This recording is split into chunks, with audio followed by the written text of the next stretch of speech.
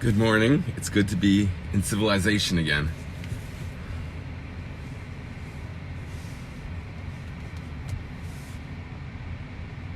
Scarlet tongue. The princess follows. Milk and honey. Good morning. Yeah, I have to do that by memory because I don't have it in front of me. I know it's like 5 words, right? Scarlet tongue, the princess follows, milk and honey. Okay, I have an idea. This is going to help bring out what I'm just fascinated by about this week's parsha, about the Meraglim, and what the Alter Rebbe explains the whole thing as. It's incredible. It's mind-blowing. And if you knew this before and you didn't blow your mind, you didn't know it before. You heard words. Anyone could say words. You could read translations of things from here to the end of time. Try to understand one thing and live with it. Live with it. Good morning. I'm sorry if I feel a little bit rushed this morning because my children are home and I have responsibilities. But I would love to spend an hour and a half talking about this today. An hour and a half. That's how much what I'm fascinated by now I think is worth. At least, I mean, it's worth a lot more than that. But I'm saying how much time I would want to devote to it right now. So I want to tell you a verse in Shir Shirim.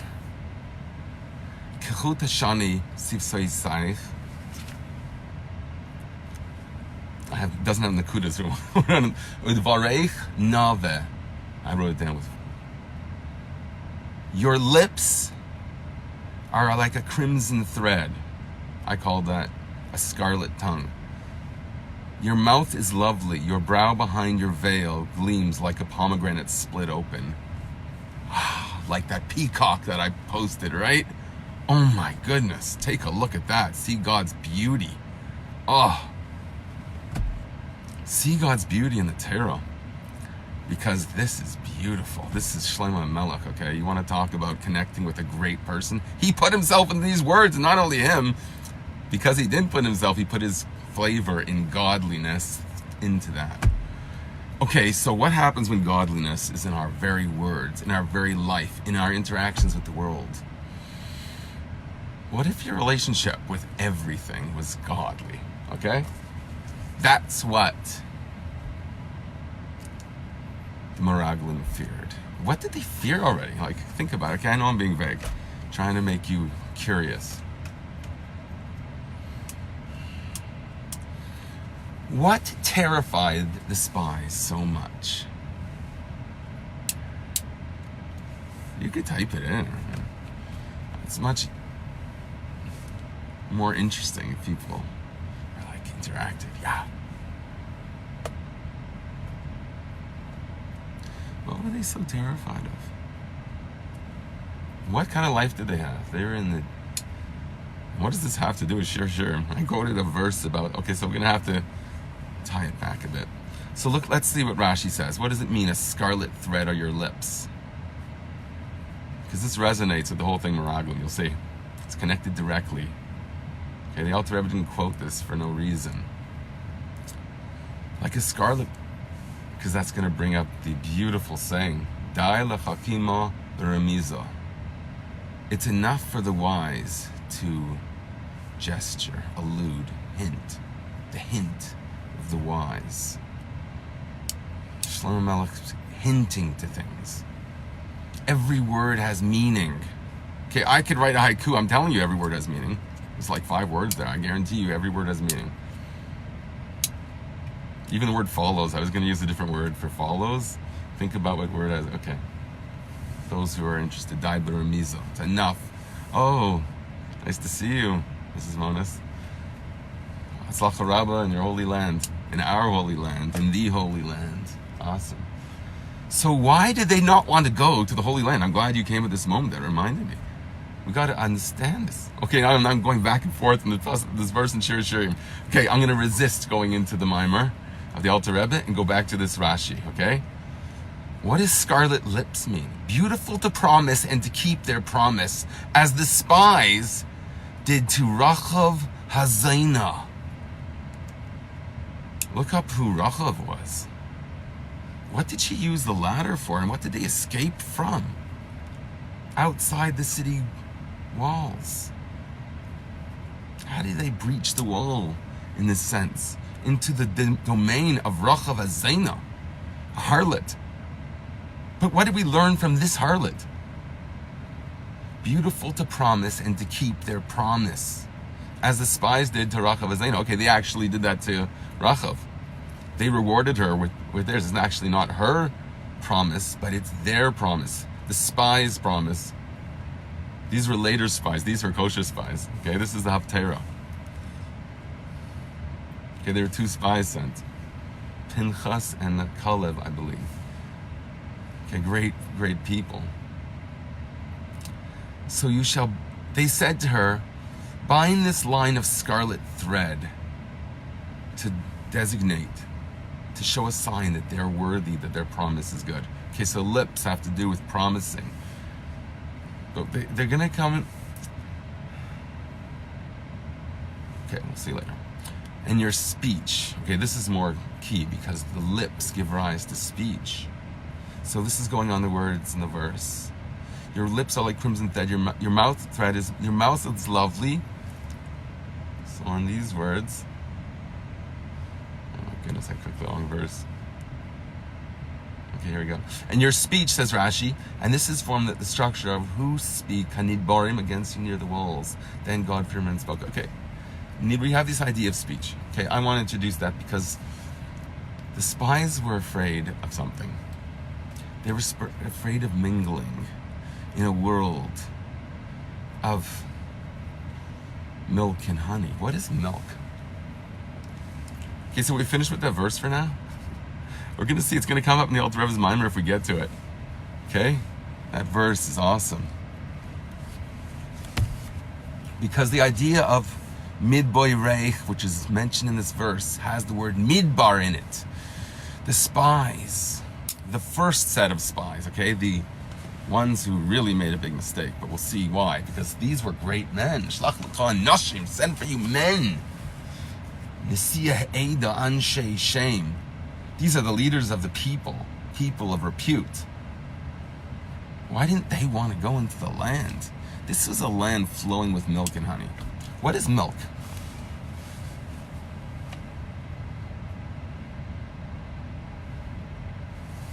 I have these words highlighted. I know it. Here we are. Yes. Oh my goodness, this is awesome. Bina, understanding, is revealed in the limbs of the body. Just like every aspect of godliness has a physical, bodily embodiment. Okay? Where is understanding? Bina Yisera Nason Be'isha, I think it says. Greater understanding was placed into Isha, a woman. Where is that expressed in the woman?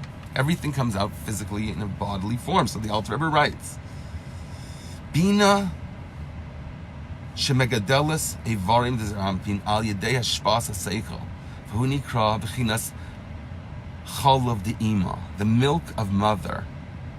That's what feeds the intellect. Goes on, it gets better. The Kamaimers Al-Azhar sages say, Asay la dadim b'makam bina. I think they're speaking on behalf of God. Make for her breasts in the place of bina. Bina liba uva halev mevin. It says in Tikkun Zayar, bina is the heart, and in it, the heart understands. There's understanding in the heart. So milk had to be specifically in the place of understanding, the heart.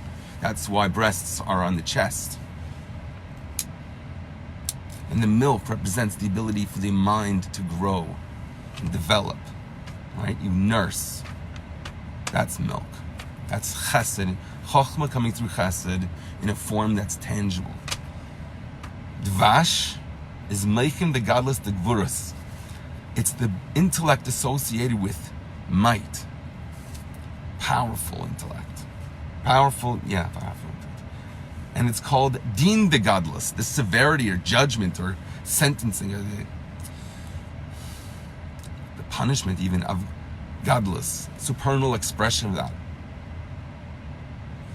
Behind a meaning, shehem bechinas gilu ha'eres. This is the revelation of divine revelation, divine light. Hefek bechinas hatzimtzum shel hakelim, which breaches through all the barriers that God made. Why did God make barriers? You wouldn't exist if He didn't. Simple. I mean, we're learning in Tanya at length, okay, every day, about this very point at great length. It's so important to understand, because God has two infinite powers at the same time that contradict each other. The ability to shine infinitely and the ability to conceal that infinity. They're both infinite powers that are beyond their intelligence and be able to comprehend. Anything that's infinite, your mind cannot, by definition, comprehend, but you still have to try. And that gives rise to the ability to tap into higher things. That's the point of it. And that's the mistake of the Meraglim, if we get to this finally. That's the hesitation, the reluctance of mingling in a world, of flowing into a world of milk and honey. Follow, flow, milk and honey, okay. I didn't want to write flow, because read it with the word flow, my haiku, it's like obscene, okay? Like, I didn't mean to be, I mean, these ideas are romantic by definition, but the way it could have been read is almost like not appropriate to write. So I just put a word that's similar. And it still has a nice imagery of mingling in this world where you're going to mix with people. The spies didn't want to mix with people. They didn't want to mix with the world. When you mix with people, if you're going to go away to the cottage, there's going to be moments when you say, you know, what am I doing here? This is a bit crazy. I mean, I'm mingling with people. People aren't ideas. People are people. People are who they are. The Meraglim were afraid, if we get to the Sikh of the Rebbe, that's totally illuminated this mimer, because there's such a contradiction in it. It bothered me. I went to Rabbi Wagner, I showed him the contradiction in the mimer, and he points me to a Sikh. And the Rebbe explains it. I was blown away, because it's amazing schus to have the ear of a great man.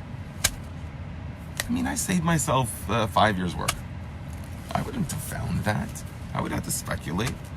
Now I see the Rebbe's genius. There's two levels of their fear of intermingling with the world, going into an orchard that has milk and honey. Okay, before we associate it with the intellect, but at all levels it resonates. They wanted only an intellectual world, a spiritual world only. They knew something that the average, this is what made them great. They knew something that people didn't know. I hope I have time to finish this, because this is really, okay, I know it's very late for me. I should be going like now, but I cannot. I'm sorry. I have to get this idea. I mean, I know I just risked the possibility by going off on a tangent. I'm trying to convince myself, okay, this is going to be worth it, even if I have to have them fast, which I hate.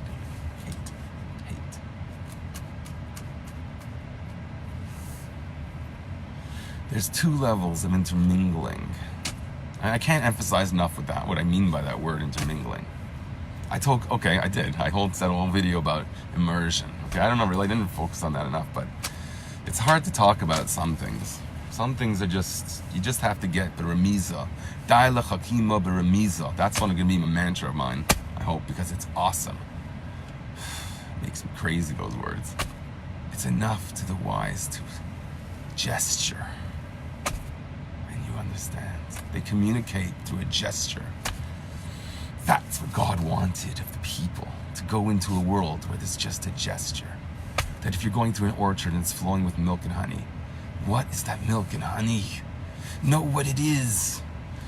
In the sense, the Meraglim were attracted to a world that was incredible. They missed one thing. They didn't appreciate that God also wants the opportunity. I mean, God's ultimate desire is that world of gesture. That world where it's physical things, the zavas chalav vash, flowing with milk and honey is meant literally. The Meraglim knew that there's a world that exists that's so fantastic, so incredible, so lahavdil, platonic, if there's philosophers amongst us, okay? I heard that he stole the idea from the Jews, okay? From Kabbalah. I don't know if that's true or not, it doesn't matter. To me, it's just ideas. It doesn't matter who said them, really. That's just a merit. Someone was wise enough or good enough. If you want to really know the truth, you have to be good, as we'll learn here. A person who, we're not going to get a chance to find it inside, but I just can't resist saying it. And it's related. A person who perfects the vessel of their being, of their body, their mind, their behaviors, merits 1,000 times purity, the ability to draw in truthfulness. There's a connection. That's what the Meraglim missed. That your perfection of your physical action, your actual behavior, your interaction with other people, your intermingling with a world of milk and honey. How do you deal with things? How do you milk the cow? What do you use the cow for? Do you give mice, or do you plant the grain? All these things that have to do with being involved with the physicality of the world. And dates, okay? That's all the produce of it. It's all kinds of very important laws. The whole purpose, that's why Moshe Rabbeinu, who was too great to go into the land, he was too intellectual. Only Yeshua could go in, the moon, not the sun that burned with this chokhmah, burned with it. He couldn't, Reb Shimon and his son Eliezer, they would have burnt up the world when they saw the world. When they went to the cottage, they were going to burn up the world. They made a bonfire there, they made a campfire. But their campfire wasn't the campfire that you sit around and talk stupidity. They would have burnt up the world. It was a real fire. I think it shot out from their eyes, okay? Talk about heroic superheroes, right? We have an amazing Torah. That Torah wants us to play it out in the physicality of the world. That this is the cinema, lahavdil, for Hashem. This is his reality show, right? This is where God wants to play. I emphasize all this. I put it in popular terms so you can understand it. You can hear this. You can read this mimer 100 times. If you don't understand it, you're wasting your time. Find words that you relate to. If you're a Baal Tshuva, don't be ashamed that you like superheroes. Who cares? Don't do things that are inappropriate, obviously. Or if you're beyond it already, don't go back there. But don't be ashamed of it. You're being a fool. God gave you that for a reason. I know I'm scaring people off when I get too excited. Our people are busy either way. Okay? Well, if they're busy, they're busy.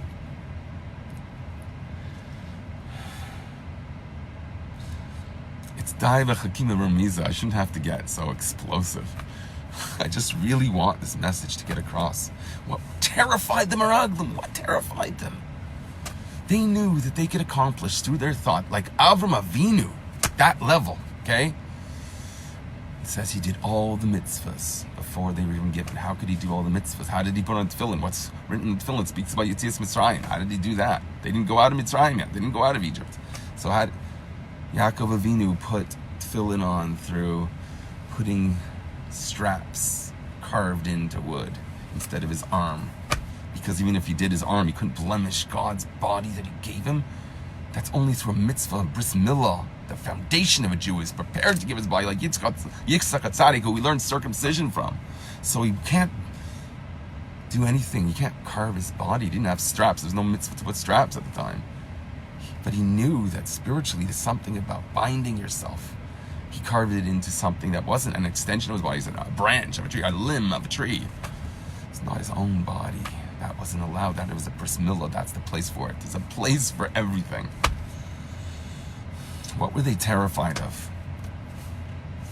They wanted a world that was spiritual. I talk a lot about visualization. Imagine the ability to not only visualize, therefore make a very sophisticated visual representation of ideas, okay? That's visualization. But not only doing that in a spectacular peacock precision. Not only that, but living in that world to such an extent that there was no need for them to go into the land and waste a moment. Like I'm in the mikveh and I'm saying, I gotta rush through putting on my shoes and everything because Or when I'm finished putting on my tefillin, I don't want to rush through putting away my tefillin because it's not a mitzvah anymore. I don't think that's true. And I specifically go out of my way to every moment say, I'm not going to rush through this. I don't want to rush through this shir, believe me. Okay? Sometimes you got to sacrifice. Yes.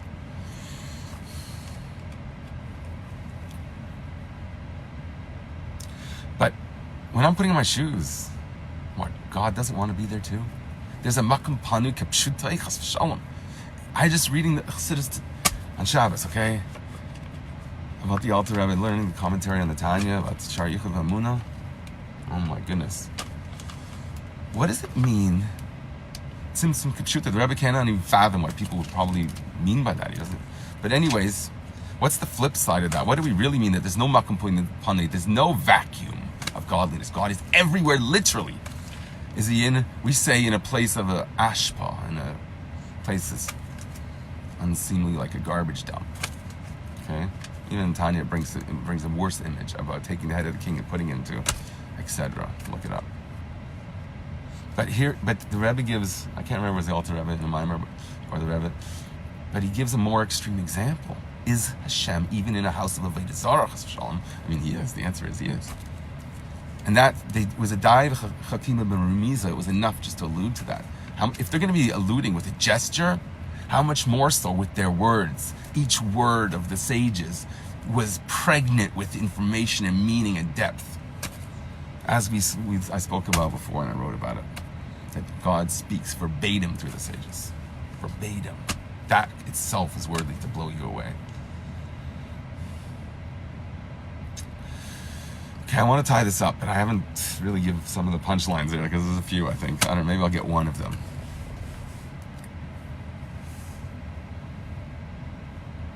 There's a few punchlines here. I want to tie it back to whatever I started with too, if I can. So what was their mistake? If they had this ability to totally tap into a world that was more spectacular than our world can ever be, it cannot, well, it will be. But that's like a total Pella, okay? When it gets like that, that is the absolute infinity of God revealed in the most overt way in the physicality of the world. And that's the ultimate extent. But it still exists now. We just don't see it. It's just our bodies have to be refined 1,000 times more through following to our mitzvahs in the most sincere way, okay? That's how we purify ourselves and bring ourselves to the purity of accessing that, realizing that that's the truth, okay? It is now in Eretz Savas Chalav and Vash. It's flowing with milk and honey now. We just have to purify ourselves and perfect ourselves, okay? This is a side topic, and it's actually, I don't have time for this at all. So, I just won't say it. I had a problem with my magazine, big problem. I don't know if they might hear this, but whatever. I want to tell the story, but now's not the day. So remind me if I forget. I'm not going to forget. Unless if I immerse myself, I might forget. They were afraid to be immersed into a world where godliness, they didn't really realize maybe. They were great people, okay? They didn't realize the significance of the fact. That's why Yeshua, call it that, say Teva, which one was it, Yeshua? Who said it? Teva Aretz Me'id Ma'id. Ma'id means fantastically amazing. This fan, okay, what Ma'id Ma'id, twice he says. The Meraglim says, Eretz Chelis Yeshvel. It consumes the inhabitants. If you lived in that world, if you're immersed, not only by speech interacting with people, but involved with the physicality of the world, coarsening ourselves to be involved with mundane things like, I don't know, use your own imagination. But the whole secret is, okay, I learned this elsewhere, I don't know, maybe in the length of one topic. It says the whole thing, the secret of it is the whole idea of planting a seed is that the seed first has to decompose before its power can be to draw out the power of the earth, the molecules, in order to produce. That's immersion in the world, is knowing that the premise for it is our bittul, our deference, our following, our devotion, our servitude. Okay, he quotes this amazing verse about Mashiach. Ram v'gava miyad avdi. What is the verse? I highlighted it. It was so incredible. Okay, I didn't get to go through each word here. Oh, and then it speaks about BT. Okay, that's another thing. Oh my goodness, can I not find it now? It says about Mashiach that he is going to be Gava Ma'ed. Here it is. Hine Yaskel Avdi, my slave, will be a powerful intellect. Yaram Vanasa Gava Ma'ed, exalted and elevated, and very lofty, exalted. V'zeu teva haaretz ma'ed ma'ed, and that's what it means. The land is very, very good. K'mei b'chinas v'gaiva ma'ed, gava ma'ed. Exceeding pride of Mashiach. But he's Avdi. It's the slave. That's the gava ma'ed. It's an oxymoron. Just think about that. It blows you away. So the Meraglim did not understand the yin-yang. Okay, you wanted a better word for that? Needs Kolosim to Seifim, Seifim to Kolosim. It's a bit longer to say, but it's the correct way to say it. Maybe I should come up with an abbreviation for that expression. Or there's another one. There's another expression for it, which eludes me at the moment. It's not important enough to look for. Okay, so the thing that I want to say about the Rebbe is that there's two Amorim that contradict each other, whether they were afraid of speech, communication involving with another person, or just action. They were in some sense associated with speech because they knew Malchus of Atzilus is what creates the spiritual realm, and that is the ultimate experience when you're there. But it's not about our experience, it's about what God wants. Therefore it has to be manifest, specifically in the physical world. We have to tap into faith to believe that one day it's going to be revealed, and they didn't have that faith. They didn't understand that. They didn't even know it was something that was worthwhile. Ma'id also refers to the higher worlds, the concealed worlds, the concealed from us, so we don't blow away. They were right in a sense. If that was revealed, the steam in there, he concealed for a reason. They thought they would be blown away. But the secret is, when you're immersed in the world of productivity, agriculture, and all that, right? The physicality of the world, the secret is the very planting of the seed that makes the dvash, the honey of dates. It's about the decomposition, which represents the servitude. The greatest person, the greatest king, David HaMelech, is Malchus. It's the servitude that allows him to raise his head and be Gava Ma'ed. And that's the land, the Ma'ed of the land, so that in all worlds God will be revealed. The hidden worlds will be completely revealed, but specifically in virtue of the physical world. And ultimately we revealed in the physical world. But at least in virtue of our interaction with the physical world, then it perfects the revelation. Yikar the Kuchabriku B'Kula Alman, the Zayar says. There's lots of amazing verses in Maimer Chazal in here, and I don't have time to get more into that. Like, I could now just make it if I rush.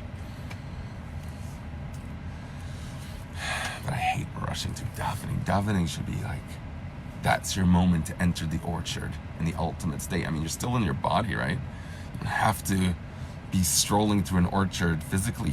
We're in the physical world. It's a mitzvah to feel the straps of the tefillin on your arm. Because we could put it in our arm now. We have the straps. Yaakov Avinu didn't. He would have loved to do it our way.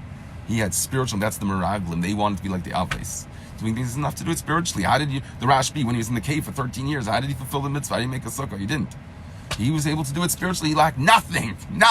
Why? Because he didn't have the opportunity. Here, God's giving us the opportunity to go into the land. It's the women, it's the Malchus that wanted the land. That's why they didn't die. They didn't die over the 20 and ups died every year for 40 years, 38 years, 40 years. They weren't part of that whole garbage. That's the kavah to save a gever, and that's why the gever has to be influenced by the nekeva and take on that. That's the Malchus based David. That's Malchus based. That's the Malchus of Mashiach. That's the real Malchus. Okay, you want to be a part of Malchus. This brings me to the base Mashiach Machlekes again. On magazine, okay, there's a mutiny. They said Gimel Tammuz, the day of concealment, is all about writing to the Rebbe. I say Yud Shvat, that's about writing to the Rebbe. Okay, that's the day of the Malchus of the Rebbe. When it's a day of concealment, it looks like concealment at least at some level. I mean, I never saw the Rebbe without any, I saw the Rebbe in Gimel Tammuz, but he was covered by a white sheet. Okay? It says when Mashiach comes, he's going to lift the veil, and you'll see your master.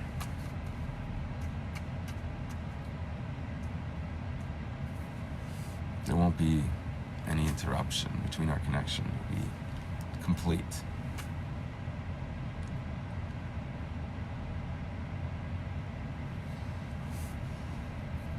So in virtue of our interaction with the world, we cause this Baikeya, the higher worlds can be drawn into the physical world. And that's enough to be hinted in mitzvahs. Like it gives the example here, a beautiful example of the tzitzis, okay? Which represent the 32 pathways of wisdom. Lamed Beis Nesivas Chochma. That's what goes to the milk, right? Okay, it's beautiful. But it draws from the, and then it goes into the tzitzis. So the tzitzis, doing a physical mitzvah, it's specifically in the most mundane that you allude to the greatest depths. That's what it brings out here. That the only way you could do to suggest something or have an experience of the greatest depths is specifically through the most physical, because of this yin-yang, that the ultimate expression is specifically in the end result, the creation, the mundane, the physical. Okay, it's going to have to be Dai Chakima B'Remiza with this, because I gotta go. I want to spend another hour on this, okay? And that Shir Shirim pasuk, okay, which I tried to give my insight to it through the haiku there, which I don't know. I don't know if you're going to get much out of it unless like we speak more about what honey and milk and flowing honey and all those things, what they mean. But really, you got to sink your teeth into life and appreciate the words in the most physical way also. Appreciate a thought as it applies into the most mundane experience of your life too. You should know God in all your ways. Your ways. What you are.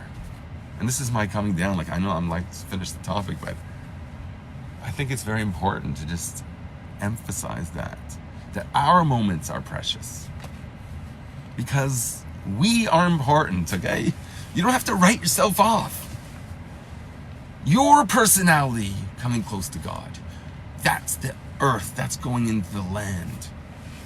That trust, that in that very mundane, maybe you're mundane. Maybe when you go to college, you're one of those guys that just can be silly for like hours, or just restful. And I mean, these people work hard, so that's part of the whole thing. You have to work hard when you're in the land. To work hard. But the one thing that we have to take from the Meraglim is what's going to bring out our enthusiasm for the land. It is that intellectual world, but what? To really know the truth, the Chassidus teaches you the truth of it.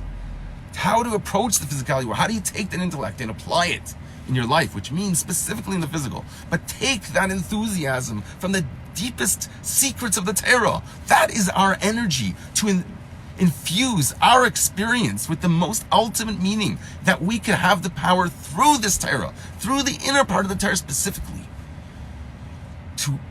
and it has the power beyond our like conceptual, like the way we can affect our mindset. That there's something beyond that. That's the Pella.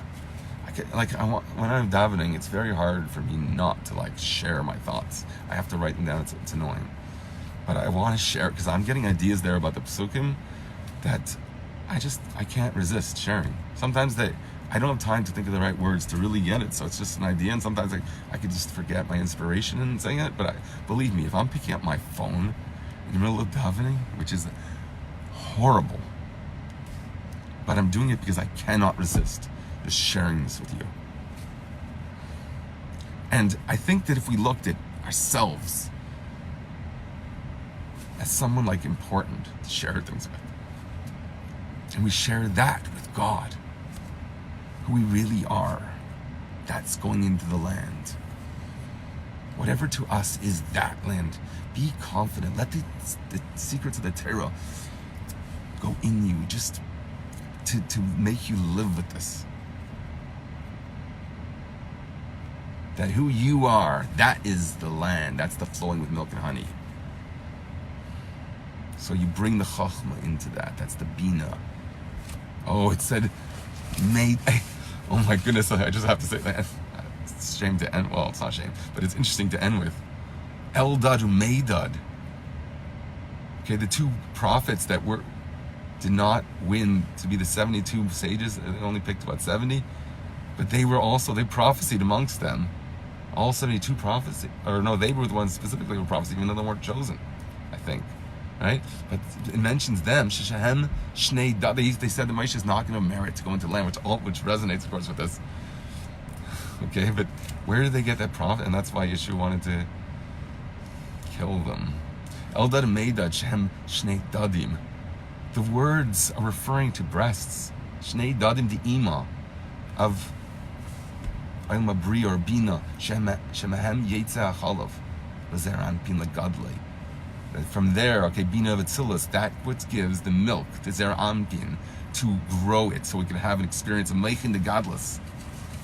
Meichin the Godless, supernal intellect, seeing godliness in everything. Okay, let's just leave it at that. If we can accomplish that, then the inspiration would have gone somewhere. Take it with you, that the milk and honey of your life, your real experience, real thing, that should be part of your relationship with God. And that's why the language, I think, is what distance most people. And that's why we have to find the words. There's nothing wrong with speaking about superheroes if people are watching superhero movies. You have to do that. If you don't care about people. That's the mistake in the Raglan. Care about people. Care about yourself. You're worthy. You're worthy.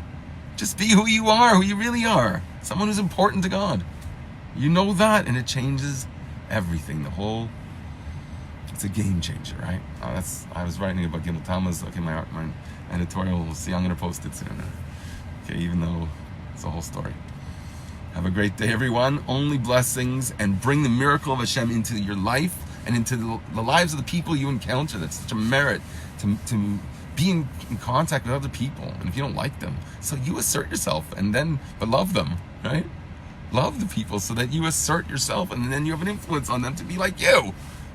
Be a lion that eats people alive. Chaim Bloi, we learned in Pirkei Avos, Shabbos. Only in fear of Malchus, that's when you don't eat people alive. Rather, your roar is the Malchus. It's when you put the terror of God, that what a greater gift. To put the fear of God in someone, because now they have a life of meaning. And I don't mean that like a misnagid would do it, God forbid. I mean it with love. Roar like a lion, so he sees your example and say, wow, that compels me. I'm shaken up to the core. That I want to be like that. That's the real lion. Out of love. Okay? Like Aaron. Right? Like Avram Avinu. That's the lion. Their love, the expression of love, that's Hashem's barrel that he put on top of us. Of love, the barrel of love, it says in Chassidus. When you just compel people because you show them so much love, you just force them, you conquered them with love. That's an awesome idea. That should make you feel like what a warrior really is. That's what a warrior is. Because you conquer your own thing. You don't care about yourself so much that you're going to just be disciplined. You care about other people. Try and have a life of integrity in all areas, in all your interactions.